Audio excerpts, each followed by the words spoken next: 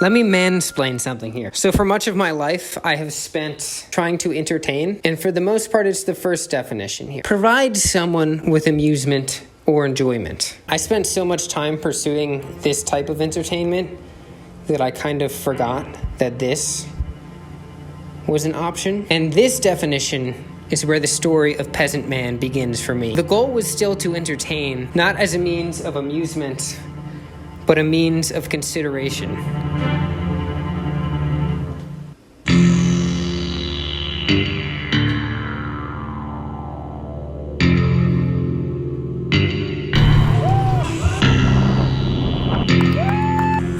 There you go. Give that beaver a good rub.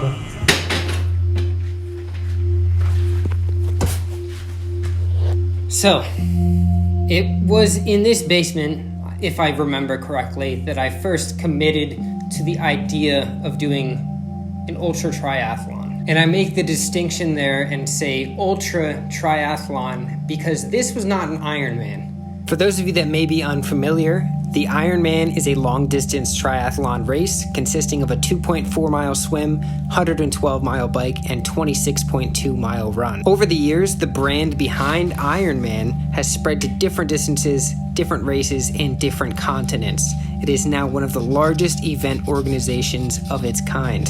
And it's expensive. It seems like a fantastic option if you want to spend a lot of money to race with a lot of people. Peasant Man was created as a response to the sport's increasing amount of registration fees, offering a different kind of experience without a flashy expo and a crowded starting line. It also adds 4 miles to the bike course, bringing the total of the race to 144.6, 4 miles longer than an Ironman.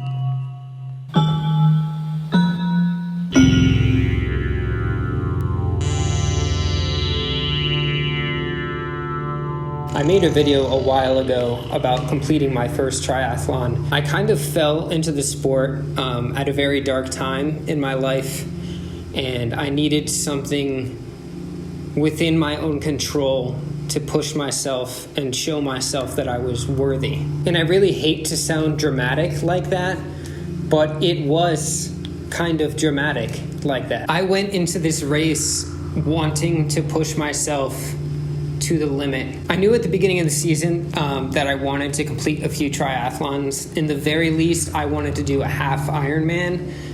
And once that was accomplished, I found myself needing more. And a full distance race is something that has been in the back of my mind since I first heard about an Ironman. The concept of pushing yourself that long and that far. So I dove into training. It was not very structured. My main goal was just to push myself. For the most part, I was here in the basement on the trainer, putting in the work, waking up at 4:30 to swim at the YMCA, running after work, just building and building and building. And before I knew it, it was race week.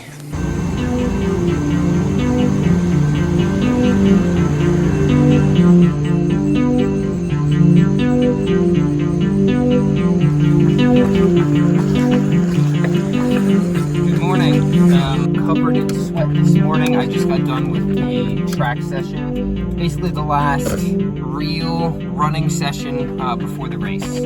It's like so humid this morning. This entire prep, it has been hot and humid. Obviously, it's summer. I am pretty confident in the training that I've been doing, but I know that this is going to be a very difficult challenge, this race on Sunday.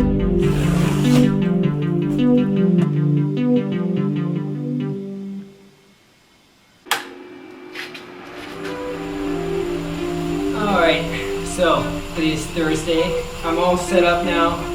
The only thing left to add to the bike is a disc wheel cover. I'm going to do that after the ride, and that's it.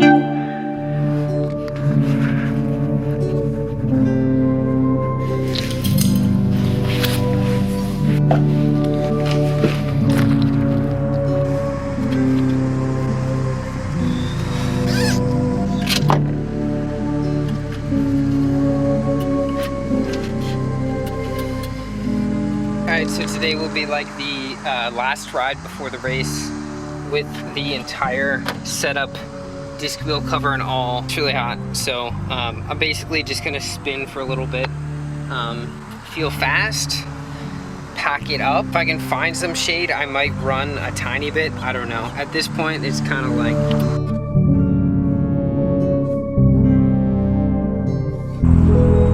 Honestly, I thought the heat was gonna feel worse, especially with this helmet. I wasn't sure how I was gonna feel, but decent. Do I look like a bug? I think we're ready to rock and roll.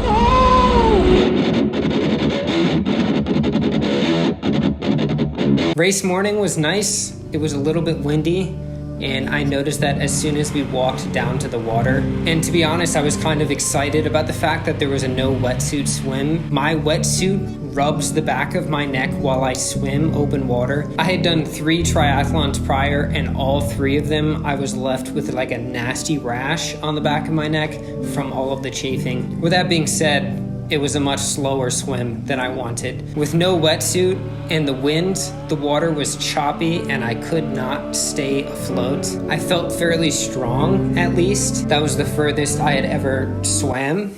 Swim?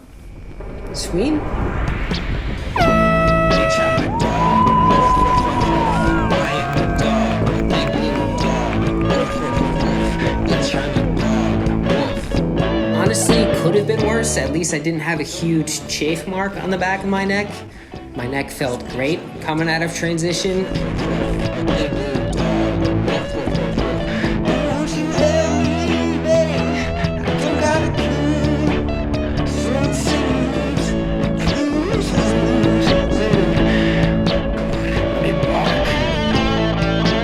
As for the bike, I think it went pretty well. I tried to stay on top of nutrition as much as I could. I was really trying my best to stay hydrated. The one sketchy part of the course was a downhill. The hill itself is not that bad. It's perfectly straight, but it's a pretty steep downhill. Once you get into town, the smooth pavement gets a little rocky, and there's some drainage, some manhole covers. And if you were not careful and you were hitting that at 40 miles per hour in aero, that did not sit well with me. I think the first lap I hit like 42 miles an hour, something like that.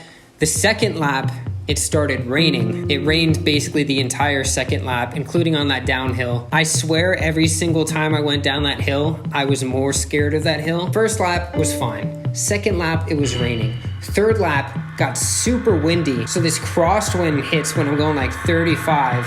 Sketchy. So the last lap, I took it basically as slow as I could, all right? I was almost done with the bike at that point, and I did not want to risk my chance of finishing the race. So I slowed it down, rolled into town, hit one of those manhole covers, and my front hydration system popped off my bike, went down off the road. So I rolled back into transition. I think my total bike time was like 6 hours, 20 minutes, around there. And going into the run, I was feeling pretty good. I went off at like less than 8 minutes per mile, which is about where I wanted to run. And I could just feel the sloshing, and I knew this is not good. I can't take any fuel in right now. I can't take any water. I'm just gonna do a lap, and hopefully by then I'm able to take in some water. So I start doing that. It got worse, at which point I realized that I had 3 more laps to do, which is about 20 miles.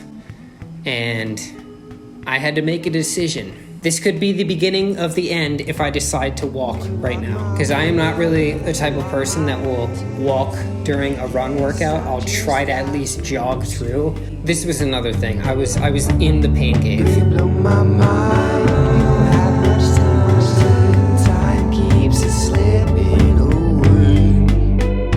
I have a notification on my watch once I hit every mile. Once I would hit a mile, I'd walk for a minute and a half. As soon as that minute and a half is over, I'm back jogging again, which is like so frustrating. But that was the reality of the situation I was in. And I knew that if I wanted to get through this, I needed to make a plan and stick with it. And I went back and forth and back and forth and back and forth until... All right, looks like this guy is finishing his steel distance. Number 1062, that is... Bend over!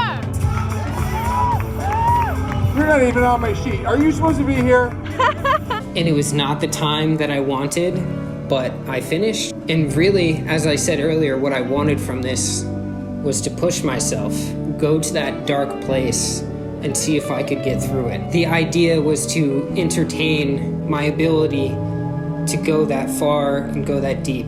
I've heard people say they've had these like experiences in these long races. I have pushed myself deep on many occasions, but that doesn't compare to the fatigue combined with that stress and that test of your spirit that I was finally searching for. And I know that I have an addictive personality. Pursuing this race and pursuing going deep like that, that has been the thing to scratch the itch, so to speak. Woo!